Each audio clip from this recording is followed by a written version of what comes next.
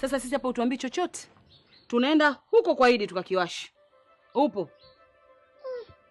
Jamani Mwanahamisi, mtakuja kuharibu ndoa ya watu. Wewe mbona mtu mzima unataka kufanya vitu vya kitoto? Wewe, kwa ndoa gani ambayo tunaiogopa haswa? Tena asitutishe babu wewe. Kwa ndoa ipi?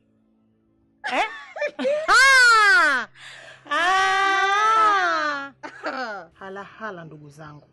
Naomba msionekane kama mmetokea hapa kwangu. Sitaki matatizo na watu. Mimi ni mstaarabu sana kwenye mtaa. Sitaki ugomvi na binadamu jamani. Sitaki nisionekane nimewatuma bure. Hivi unachoogopa kitu gani? Unachoogopa kitu gani?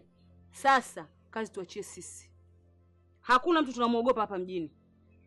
Unaelewa?